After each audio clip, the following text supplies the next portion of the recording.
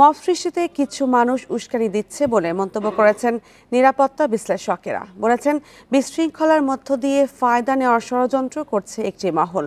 Mob জাস্টিসকে রুখিয়ে দেওয়ার আহ্বান জানিয়েছেন রাজনীতিবিদরাও।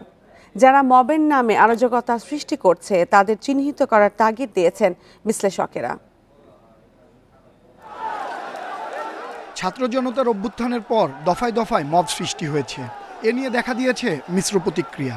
সম্প্রতি ধানমন্ডি ৩২ নম্বর বাড়ি ভাঙচুর ও বইমেলায় হট্টগোলের পর তীব্র হয়েছে সমালোচনা। সোমবার মবের বিরুদ্ধে ফেসবুক স্ট্যাটাস দিয়েছেন উপদেষ্টা মাহফুজ আলম। পাল্টা বক্তব্য দিয়েছেন মানবাধিকার কর্মী ফরহাদ মজহারও। মব প্রসঙ্গে রাজনীতিবিদদের দাবি, এর সাথে মৌলবাদ বা জঙ্গিবাদের সম্পর্ক নেই, তবে এর সাথে জড়িতদের খুঁজে বের করা জরুরি। যে ঘটনাটি ঘটেছে এখানে মৌলবাদের কিংবা জঙ্গিবাদের কোনো সম্পৃক্ততা নেই। আমার মনে হয় সরকারের পক্ষ থেকে এই ধরনের বার্তা দেওয়া প্রয়োজন যে বাংলাদেশে কোনো ধর্মীয় মৌলবাদ কিংবা জঙ্গিবাদের কোনো জায়গা নেই কিংবা অস্তিত্বও নেই। মবের উদ্দেশ্য নিয়ে উদ্বিগ্ন নিরাপত্তা বিশ্লেষকেরা। তাদের সন্দেহ, পরিকল্পিতভাবে কিছু মানুষকে উস্কে দিয়ে কেউ ফায়দা নিতে চাচ্ছে।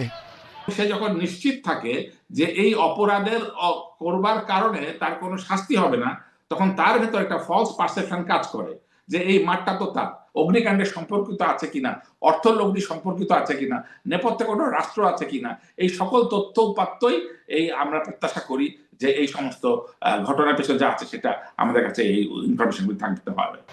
মব বন্ধে আইন শৃঙ্খলা বাহিনীকে সতর্ক ভূমিকা রাখার আহ্বান জানিয়েছেন বিশ্লেষকেরা। আনোয়ার সাদাত নূর, ইন্ডিপেন্ডেন্ট নিউজ, ঢাকা।